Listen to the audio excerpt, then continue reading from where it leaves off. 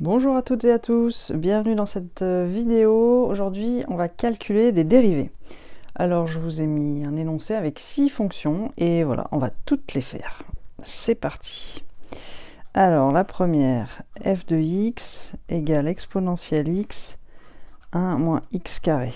1 moins x, le tout au carré.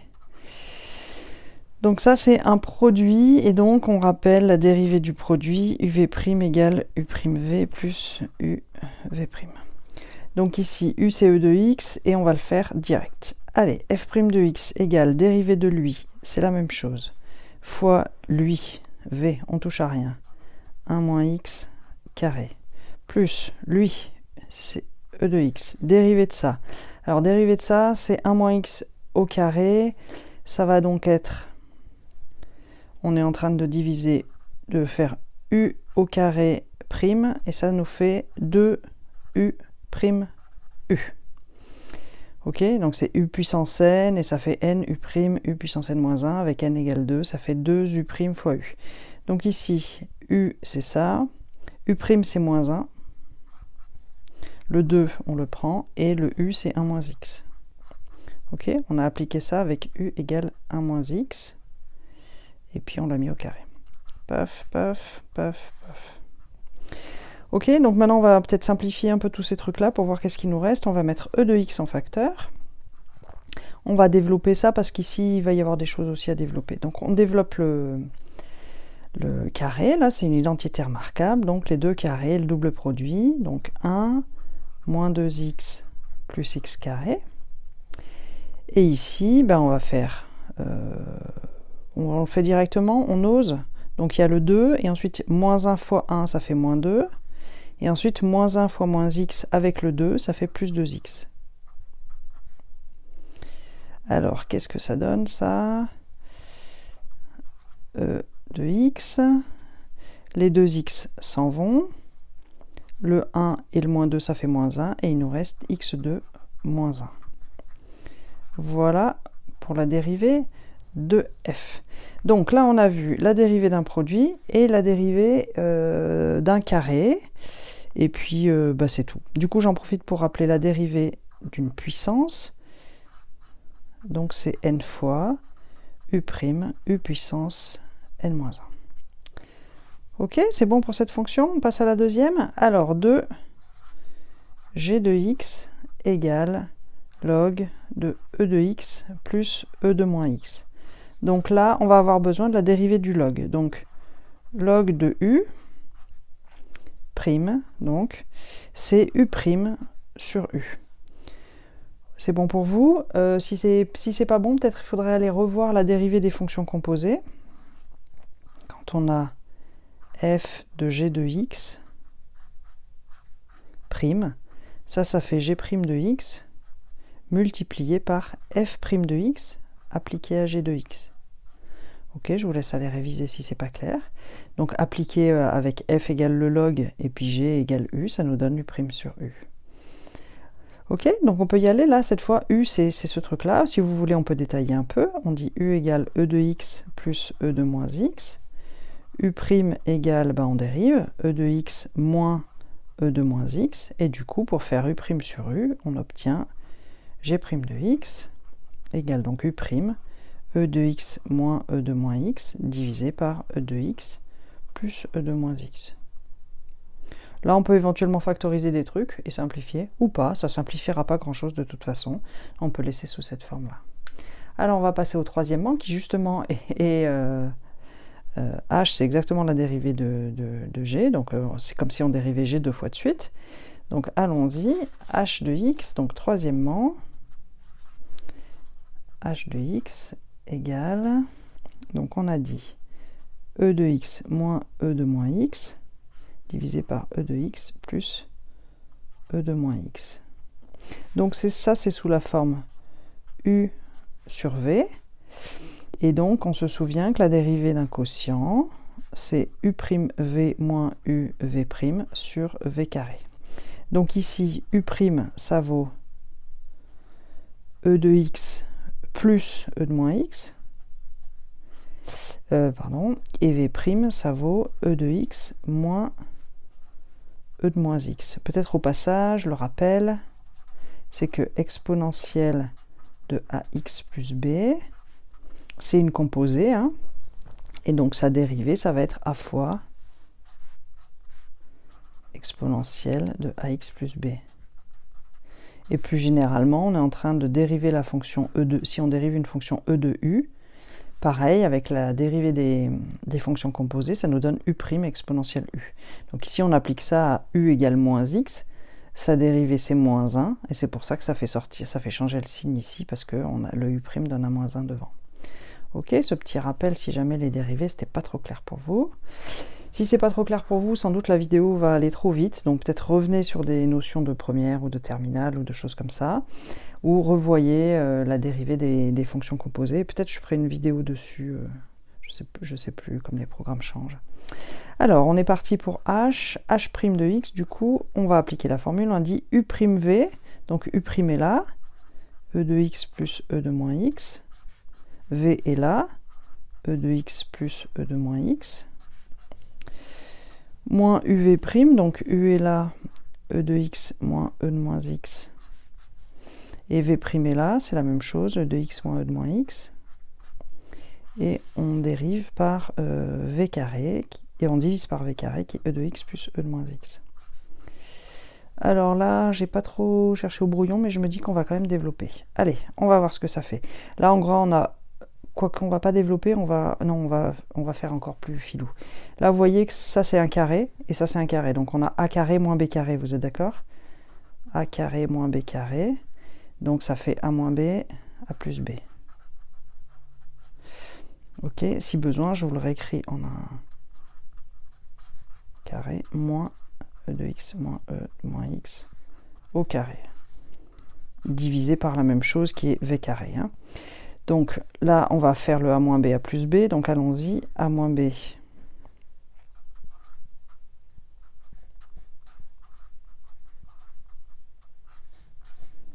A plus b, e de x plus e de moins x, plus e de x moins e de moins x. Ça, c'est toujours divisé par le même v carré, qu'on écrira plus tard. Là, je ne l'écris pas juste parce que ça ne change pas. Alors ici, qu'est-ce que ça donne? Les e de x s'en vont, et les e de moins x, ben, on en a 2. 2 e de moins x. Et ici, qu'est-ce qui se passe? Ben, cette fois, c'est les e de moins x qui s'en vont, et c'est les e de x où on en a 2. Donc, fois 2 e de x, toujours divisé par v carré. Alors, qu'est-ce qui se passe? E de moins x fois e de x, eh ben, ça fait 1. Et donc, du coup, il nous reste 4. 4 sur v carré. Et donc, si on détaille un petit peu plus, h' de x égale 4 divisé par v carré, c'était donc e de x plus e de moins x au carré. Voilà pour h. Alors, le suivant sur notre liste, c'était j égale donc 4 j de x égale racine de x2 plus 1 divisé par x. Alors là, il y a plusieurs choses à voir. Il y a comment est-ce qu'on dérive racine de u, et ensuite comment on dérive u sur v. On l'a déjà vu dans l'exemple précédent avec u'v moins uv' sur v carré. Donc là, on va juste rappeler, on va réécrire les choses proprement quand même. Donc la dérivée de racine de u, c'est donc u' divisé par 2 racines de u, toujours par application de la formule de la dérivée des fonctions composées. Et ensuite, donc en gros, on est en train de faire racine de u divisé par v, donc la dérivée de ce truc-là, ça nous fera la dérivée de racine de u fois v moins v' fois racine de u divisé par v carré. Ok, donc on y va. J' de x. Alors, donc on dérive ce bout, on a dit que c'était ça. Alors, ce truc-là, là, u ici, chez nous, c'est x2 plus 1. Donc, u', ça va nous faire...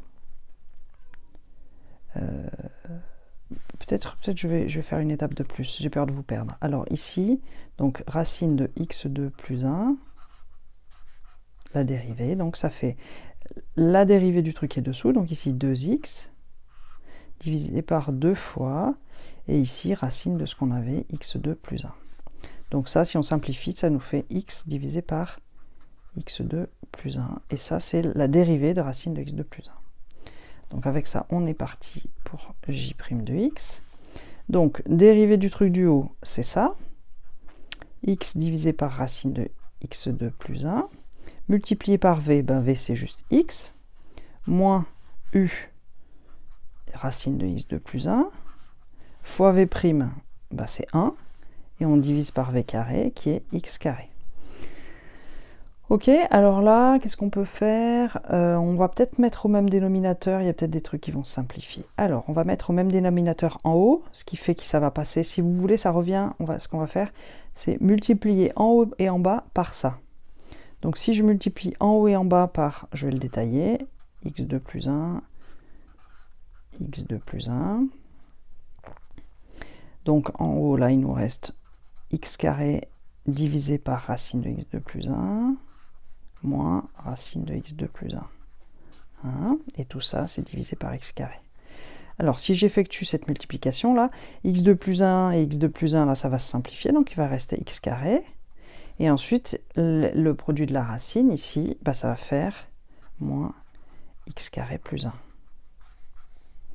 Et ensuite, on va diviser par, bah, il reste ça, x2 plus 1, multiplié par x carré. Donc en haut, ça se simplifie, les x carrés s'en vont, il reste moins 1. Donc au final, la dérivée de j, c'est moins 1 divisé par x carré multiplié par x carré plus 1 racine. C'est bon pour vous? Alors on continue avec la cinquième fonction, qui était une histoire de sinus. Donc, cinquième fonction, k de x égale sinus x moins 1 tiers de sinus x au carré. Donc là encore, c'est encore une histoire de fonction composée, on a encore le carré d'une fonction, donc je vous rappelle, le carré d'une fonction, sa dérivée, c'est 2u', u puissance 2 moins 1, c'est-à-dire 1. Donc ici, on va faire ça avec sinus x. On peut y aller directement. K' de x égale la dérivée de sinus x, cosinus x, moins 1 tiers, fois donc cette dérivée, ça va nous faire 2. La dérivée de sinus, c'est cosinus, fois sinus x puissance 1, donc fois sinus x. Ok, si on a envie, on peut factoriser cosinus x, mais c'est pas obligé. Cosinus x, 1 moins 2 tiers de sinus x. Voilà pour la dérivée de k. Et on va terminer, donc je vais tenter de prendre une nouvelle feuille vu la tête de la fonction. On va terminer par une dernière fonction qui était L de x égale donc tangente x au carré plus log de cosinus x au carré. Donc là, on va peut-être regarder les dérivées de tangente carré et de cosinus carré, et puis ensuite on regardera la dérivée de log de cos carré. Ok, donc tangente x au carré, sa dérivée, on l'a déjà vu plusieurs fois, donc c'est 2 fois dérivée de tangente x fois tangente x. Ok, donc la dérivée de tangente x, il y a plusieurs façons de l'écrire. Comment est-ce qu'on va l'écrire? Peut-être avec le cos. Donc 2 fois 1 sur cos carré, cos de x au carré, fois tangente x. Hein, les dérivées de tangente, il y en a plusieurs. Il y a 1 sur cos carré, il y a 1 plus tangente carré. En fonction de ce qu'on est en train de faire, on peut choisir l'un ou l'autre. Là, comme il y a du cosinus ici, je me dis peut-être c'est pas une idée complètement idiote de choisir le cosinus. Peut-être on pourra simplifier les choses. Ou pas, j'en sais rien. J'ai pas encore fait le truc au brouillon, on verra bien. Donc ensuite, le cosinus au carré, sa dérivée, c'est toujours la même chose. Donc 2 fois dérivée du cosinus fois cosinus. Donc la dérivée du cosinus, c'est moins sinus, donc moins sinus x fois cosinus x. Et maintenant, on se rappelle, la dérivée de log de u, c'est u' divisé par u. Donc ici, moi je suis prête pour pouvoir faire la dérivée de tout ça. J'ai tous les bons éléments, donc on y va. Pardon, c'est pas ln, c'est L de x prime. Alors, dérivée de tangente au carré, on vient de le voir. Donc ça fait 2 fois tangente x divisé par cos x au carré. Et ensuite, ln de cos x carré, ça va nous donner donc u', c'est ce qu'on vient de voir là, ça c'est u', donc moins 2 sinus x cosinus x, divisé par u, et u c'est cosinus carré. Donc là on voit que c'était pas complètement idiot d'avoir choisi de faire ça, donc je vais pouvoir mettre cosinus x en facteur, et 2 aussi d'ailleurs, 2 sur cosinus x au carré, et ensuite il nous reste tangente x moins sinus x cosinus x. Alors là on peut peut-être simplifier encore un peu, puisque donc 2 sur cos x carré, tangente on sait que c'est sinus divisé par cosinus, du coup il va y avoir des trucs qui vont se mettre en facteur, hein. Je ne sais pas si vous le voyez déjà arriver, mais donc ici c'est sin sur cos moins sin fois cos.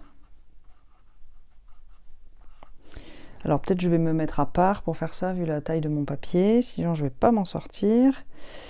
Donc on peut mettre le sinus en facteur, puis ensuite il restera 1 sur cos moins cos. En fait ce qu'on pourrait mettre en facteur ça serait sin sur cos, donc peut-être encore la tangente. Et puis parce que là il nous resterait du cos carré, et puis on aurait 1 moins cos carré, et puis ça nous ferait quelque chose de sympa. Alors c'est peut-être pas beaucoup plus simple, mais on y va. Donc c'est parti, donc on a dit 2 sur cosinus x. Donc ce que je vais mettre en facteur c'est la tangente finalement. Tangente x.